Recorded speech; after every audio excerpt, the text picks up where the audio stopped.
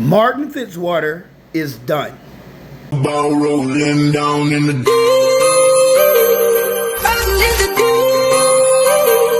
Down in the deep. Now I know y'all be loving this shit right here. Ball rolling, rolling. What you gonna do? Rolling. What you gonna do? Welcome back to Dog Pound Media. Go ahead and hit that like button. Subscribe to the channel. Now let's get into it. Martin Fitzgerald has been canceled for poor sportsmanship. 28-year-old IFBB pro bodybuilder made some disparaging comments against Nick Walker, said he didn't like him, and allegedly, I'm going to use that allegedly, said he didn't like him, refused to shake his hand.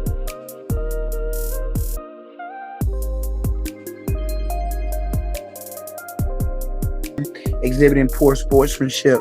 Now, what makes this breaking news, and I'm going to break that down to you. One, the sport that he's in and everything that ensued. He has lost all of his sponsors. That changes the game. Okay? When you lose all of your sponsors and you are an IFBB pro bodybuilder and you're an elite bodybuilder, he plays fourth in Mr. Olympia in 2024. He's about 5'8" tall. He competes in the 255 to 260 pound weight class. And he recently, the statements that he made, the comment that got him essentially canceled was made after the results, after finishing fourth in the Arnold Classic, which is the second largest major event for pro bodybuilders. Okay, so now he's receiving a fair amount of castigation behind that, but he also has some support as well.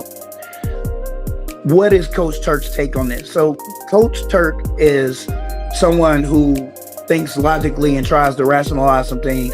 Do I agree with poor sportsmanship? Absolutely not. I competed in college football, played semi-professional football. I just couldn't let it go. I love football. I've competed in golf at an amateur level, never went to a professional level, but I am a sports enthusiast. Okay, so I always, of course, I participated in kumites. I am a Japanese jiu-jitsu black belt. So I'm all about sportsmanship and respect of any sport. Okay, but the level of frustration he may have faced, and we can make an argument saying that no one should ever be that frustrated, but we don't know what's going on mentally. Okay, let's get it. Let's get some things. Let's get some facts together here. He is more than likely taking some type of performance enhancers, and they do affect. They affect aggression. They affect mood. They affect a lot of things that deal with how you respond to stimulus in your environment. Okay. Now, am I saying he said this because he was roid raging? No, that's not what I'm saying. But what I am saying is this: bodybuilding is a very difficult sport. I just told you my background. Okay. And I don't believe I would ever aspire to become a bodybuilder. And I know you're saying, well, you're 350 pounds. And what does that mean? With the right cycle and the right coaching, I could get down and compete around 250, 260. And, but I would never, I don't think I have the mental capacity to do that. That's what I'm telling you. So let's look at bodybuilding as a sport. The reason I said it's so difficult, okay? Bodybuilding as a sport, I want you to imagine this. Okay, first of all, to compete at those high levels, to even be allowed to compete, you have to first earn an IFBB Pro card. Let's stop it right there. So now, before you can do that, you have to place very, very high in these amateur events. You either have to win them or place in the top three or four. Okay, someone get down in the comments, and if you're very familiar with bodybuilding and where the placement is to earn that IFBB Pro card, please get down in the comments and let me know. All right, I want to know. Now, that's the first step. Okay, Sam Sulek one of those, another bodybuilder that I'm gonna probably do a video on here. I have a great amount of adoration for him, especially this outing when he went coachless. He actually did his own prep. All right, so once you get your pro card, now Sam did it his either first or second attempt at the Arnold he placed, and earning himself his IFBB pro card back when he made his debut. One of the first only ones to do it in the history of the sport. There's not been a lot to actually do it. Their first go at it. Basically a YouTuber who went out and he trained and became a bodybuilder, and he earned himself his pro card. That pro card eludes a lot of people for many, many years. 10, 15. It is not uncommon to go 10 or 15 years and never get one, and eventually just stop bodybuilding. So that's a difficulty level. Well, what are you doing in the meantime? Well, in the meantime, okay, amateur, the difference between an amateur and a pro is you're not getting paid. So that means all this stuff has to come out your pocket. So let's just do some math. You decide you want to be a bodybuilder one day. You're going to have a posing coach. You're going to have to pay $1,000+ to learn how to stand on the stage. Okay. Not only that, your gear, okay, is going to run you somewhere between $800 to $2,000 a month. Then some people if you want to win, you probably want to hire a prep coach.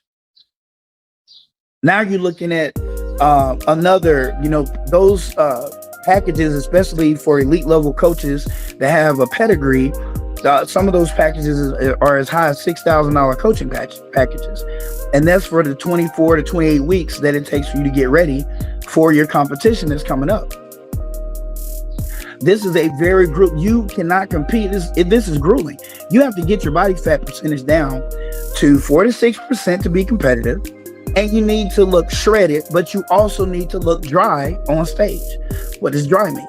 That means that you have managed the amount of water that is in your body so that you appear more vascular. You don't look